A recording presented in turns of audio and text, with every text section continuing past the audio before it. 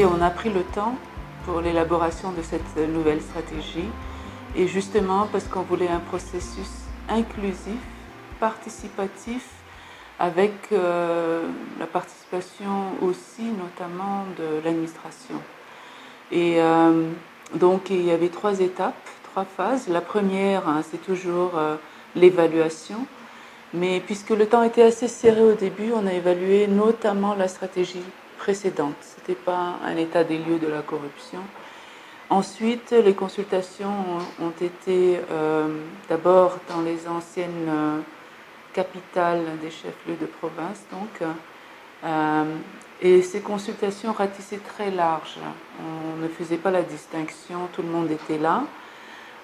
Mais on a suivi après, si vous vous souvenez, de 15 ateliers thématiques vraiment spécifiques et vraiment avec les parties prenantes et les spécialistes, les techniciens. Les ateliers thématiques étaient basés sur ce qui est sorti d'abord de l'évaluation, mais ensuite aussi des ateliers régionaux. Qu'est-ce qui faisait le plus mal? Absolument exhaustif en termes de thèmes, je pense, et de personnes consultées, parce que c'était plus de 1000 personnes ont participé à l'élaboration de cette stratégie. Ça, c'est sans compter évidemment le gouvernement et tout ça, mais ce qui est sûr, c'est que pour certaines choses, c'était des travaux presque préparatifs pour la mise en œuvre. Je prends par exemple, nous avions un atelier spécifique sur les facteurs de blocage à une répression effective de la corruption. Pour certains, c'était la première fois qu'on avait autour de la même table les parties prenantes, et c'était le début de la discussion, parce que maintenant, quand on parle de mise en œuvre, il va falloir que ces mêmes parties prenantes se mettent autour d'une table pour dire « Ok, comment on va faire vraiment dans les faits pour corriger, réformer, faire ce qu'il faut faire dans la stratégie ». La stratégie aussi pose la mise en place de ce que j'appelle peut-être des task forces sectorielles, 7 secteurs et 7 filières. Et les ateliers de concertation étaient aussi une première discussion entre les parties prenantes. Vous savez, la coopération interinstitutionnelle, elle est difficile partout dans le monde. Mais ici, ce qui ressort de cette stratégie, c'est qu'il faut de la collaboration entre différents acteurs. Ce ne va pas être facile, mais les ateliers étaient un commencement. Ce qu'il nous faut aussi, c'est beaucoup de dialogue. Il y a des sujets difficiles, il y a des sujets qui ne sont pas compris, par exemple les lanceurs d'alerte. Il faut dialoguer, il faut que tout le monde comprenne de quoi il s'agit, quelles sont les craintes de part et d'autre, et trouver des solutions intermédiaires. Ce qui est prévu dans la stratégie, c'est l'objectif, le Tanzema. Et donc ce que cette stratégie prône surtout, c'est un dialogue continu, mais avec un objectif très clair qu'il va falloir adopter les textes qu'il nous faudra. Donc je pense aussi une des failles de l'ancienne stratégie, c'était que le gouvernement n'était pas suffisamment impliqué, alors que le système anticorruption il est chargé de la répression de la corruption. Je dirais que c'est le bout de la chaîne. Cette fois-ci, ce qui change, c'est l'implication du gouvernement et de la primature. Et le Premier ministre lui-même sera dans le comité de mise en œuvre de cette stratégie, et il s'y intéresse énormément, personnellement et institutionnellement. Évidemment, nous, on n'a aucun lien même direct avec les différents ministères, alors que les ministères aussi doivent participer de manière active à la mise en œuvre de cette stratégie. Donc la priorité première qui est ressortie de tous les ateliers, des évaluations, des consultations, c'est mettre fin à l'impunité. Alors c'est à la fois facile et difficile, parce que on sait exactement ce qu'il faut faire pour mettre fin à l'impunité, mais la mise en œuvre, on va dire, sera plus difficile. C'est comme opérer sur soi-même, c'est vraiment traduire en action, mais c'est mesurable. et on sait exactement tous les points où il faut mettre fin à l'impunité, pour la crédibilité de la lutte, pour la crédibilité de la stratégie. La deuxième priorité, c'est que ce que j'avais évoqué, c'est l'action multi-acteurs. On ne peut pas y aller seul, individuellement. Il faut avoir vraiment de la coordination, de la synergie dans l'action. Et ça, c'est la deuxième priorité. Le troisième, c'est essayer de relever la lutte avec une meilleure sensibilisation, une meilleure sur la, on va dire, appropriation d'une certaine culture d'impunité. Et ça aussi, c'est en étant, on va dire, créatif, essayer de nouvelles choses, les sanctions administratives, les sanctions positives, au lieu de juste toujours se focaliser sur le pénal. Parce que la corruption, à la longue, c'est un crime, c'est régi par le code pénal, mais on devrait voir s'il y a d'autres manières d'inciter vers un meilleur comportement, une meilleure culture d'intégrité en général. Donc l'heure des dialogues, ce qu'on a surtout retenu, c'est une certaine crainte des dénonciations calomnieuses. Donc c'est la philosophie première peut-être des autorisations de poursuite et la raison pour laquelle on a même tout ça dans la réglementation. Je pars des corps là. Mais en face, il y avait les pôles anticorruption qui disaient que pour l'année 2024, sur 74 demandes d'autorisation de poursuite ou d'enquête, ils en ont eu 0. Donc on ne peut pas avoir 0% d'un côté et protection totale de l'autre côté. Il faut qu'on trouve un terrain d'entente. Donc comme je disais, souvent ça commence avec le dialogue. J'ai aussi pu dialoguer avec les sénateurs, avec les députés sur l'immunité parlementaire. C'est le même principe.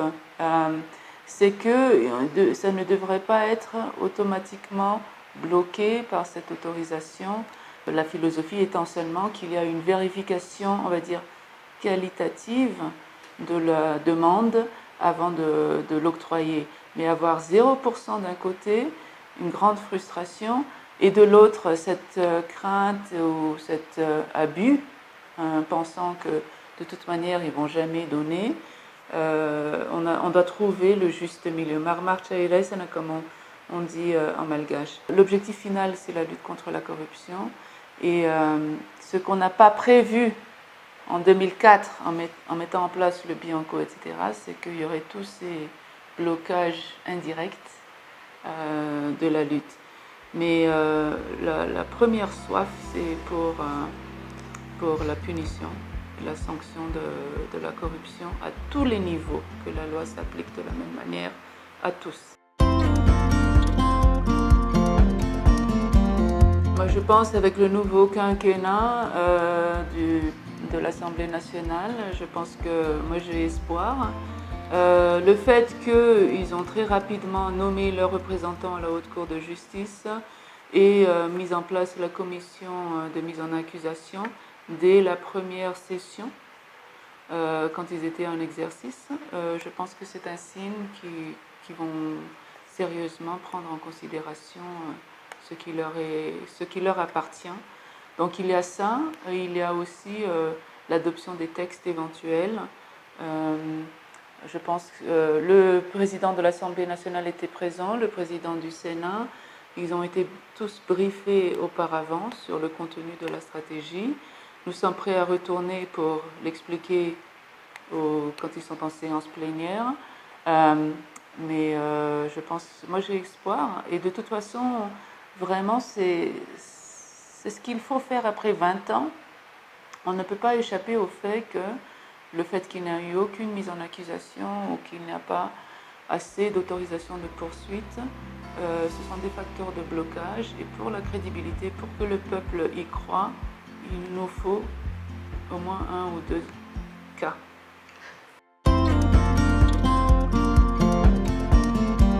Il y avait 2 sujets très très difficiles pour lesquels on n'a pas organisé d'atelier parce qu'il y avait en parallèle des travaux spécifiques. Donc au ministère de la Justice, c'est la vision 2035 qui a été soutenue par l'Agence française pour le développement. Et nous attendons les recommandations ou les points d'action de cette vision 2035 pour l'intégrer dans la stratégie. L'autre, c'était les finances publiques. Aussi un sujet très difficile avec beaucoup de spécialistes. Et nous attendons les recommandations du diagnostic gouvernance du FMI sur les finances publiques. Et ils seront intégrés dans le plan de mise en œuvre de cette stratégie. Mais l'objectif stratégique 3, c'est celui qui est un peu, on va dire, le catch-all, l'attrape-tout, où on parle de la transparence, où on parle de la redevabilité, où on parle d'une meilleure performance. C'est dans l'objectif stratégique 3 qu'on aura des choses comme, oui, le retour, la transparence sur la performance de la justice sur les dossiers. Nous avons vu lors de l'entrée judiciaire de cette année que la Cour suprême, pour cette dernière année, a fait un effort monumental pour traiter les dossiers de pourvoi en cassation du pôle anticorruption, alors qu'avant 2024, ils traînaient à l'infini sans réponse. Donc on pense qu'avec cette... D'abord, il faut l'attente du public à ce que les dossiers soient traités, à ce qu'il y a un reporting, mais il y a clairement dans cette stratégie cette notion que la lutte contre la corruption est favorisée par le laxisme, le fait de ne pas avoir de transparence ou de redevabilité, et on doit mettre en place des moyens de suivi de ces questions-là. Ce qui est ressorti des évaluations et des consultations, c'est l'organisation du crime, les mafias, les réseaux mafieux, et quelquefois c'est même transnational, ça va à l'extérieur du pays. Et ce qu'il nous faut dans cette approche multi-acteurs, c'est un réseau vertueux qui contre. C'est une compréhension de c'est quoi l'organisation du réseau et d'avoir en face un réseau vertueux qui fait la même chose et qui exploite les mêmes technologies, qui essaie d'identifier les failles. Parce qu'on a trop vu là avec l'exportation de l'or, des ressources naturelles. L'organisation en face, elle est très efficace, elle est très motivée, effectivement. Mais comme je dis, ça ne va pas être facile, mais ce que j'espère, c'est qu'il y aura un soutien si les moyens matériels ne suffisent pas, qu'il y aura le soutien des bailleurs et que l'on pourra quand même s'organiser matériellement, aussi bien qu'intellectuellement, et pour s'armer contre ces réseaux. Rien ne sera facile. En fait, j'ai même envie de dire qu'on a laissé de côté le plus difficile pendant trop longtemps. Et cette stratégie maintenant s'attaque au plus difficile. Le dernier point, c'est que effectivement, toutes les institutions sont en place maintenant. Et on ne parle plus de la mise en place d'institutions, à part les 3 derniers packs, mais c'est l'efficacité de l'action, l'effectivité de l'action qui compte. Et pour ça, il faut absolument, parce que même au niveau international, demain l'indice de corruption va sortir, c'est plus la question de conformité, est-ce que vous êtes conforme au droit international, c'est est-ce que vous êtes efficace. Et le monde entier se tourne vers l'efficacité, ce n'est pas seulement Madagascar, tout le monde est d'accord que c'est trop facile, je dirais c'est même facile d'adopter une loi et de mettre en place une institution. C'est une autre d'avoir des résultats probants. Et on se tourne vers ça avec la stratégie. Néanmoins, il y a quand même 2 aspects en termes de cadre législatif qui manquent. C'est la protection des lanceurs d'alerte et l'accès à l'information. C'est prévu par la stratégie, mais comme je dis, dialoguons d'abord. Ne nous pressons pas à adopter un texte copié-collé d'un autre pays. Ayons un dialogue et regardons aussi tout le cadre législatif. Donc dans la version longue de la stratégie qui est dans le QR code, on s'est donné à 2027. Vous savez que nous, on est ancré dans la politique générale de l'État, le troisième pilier qui est la gouvernance. Et effectivement, d'un côté, il y a des améliorations des services publics qui sont en fait des questions de gouvernance et qui ont un soutien très important des bailleurs comme la Banque mondiale, du FMI aussi. Donc c'est la digitalisation du service public qui est un outil très important et qui pourrait servir à d'abord améliorer la gouvernance et la livraison des services publics. Nous, ce qu'on dit et ce qu'on n'arrêtera pas de dire, c'est que n'oubliez pas l'aspect anticorruption des données, de la digitalisation. Et beaucoup de pays ont su exploiter la digitalisation pour lutter contre la corruption tout en améliorant la gouvernance en même temps. Donc, puisque c'est incontournable au niveau mondial, je pense qu'il y aura toujours des financements pour la digitalisation de l'administration publique. Mais ce qu'on a essayé de rappeler aux partenaires internationaux aussi, n'oubliez pas la dimension anticorruption, de donner accès pour la lutte à ces données. Si on veut être un État moderne et développé, c'est incontournable. Ça donne une feuille de route très claire à mon successeur. Quelque chose qui peut peut-être pour moi l'arriver, je n'avais pas si facilement. Je pense aussi que c'est l'expérience de 20 ans de lutte contre la corruption à Madagascar. Je pense que ça aide de venir de l'extérieur et de voir qu'est-ce qui devrait peut-être être corrigé. Parce que quand on est dedans, on n'est pas toujours ouvert au dialogue. Et oui, je regrette évidemment que je pars juste au moment de mise en œuvre de cette stratégie, mais ainsi, et c'est le calendrier qui l'a fait. Je ne voulais pas procéder à cette revue et à cette nouvelle stratégie avant la conclusion de l'ancienne stratégie. Ça aurait été mal placé. Et on a utilisé cette dernière année pour vraiment dialoguer. Mais il y avait tellement de choses positives. Le comité de pilotage était élargi à la présidence, aux 2 ministères clés de la lutte contre la corruption. Je pense que déjà ça, c'était une ouverture et il faut la nécessité de dialoguer.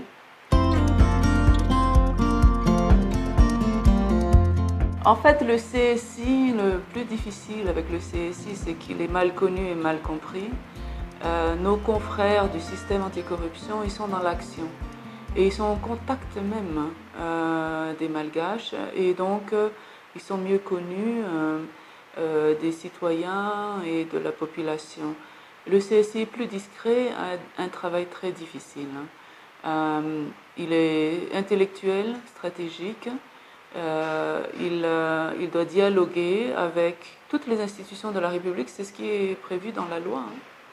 Ce qui veut dire que c'est un think tank, mais qui doit aussi, avec subtilité, quelquefois avec agressivité, exiger des réformes ou faire en sorte que les textes soient adoptés.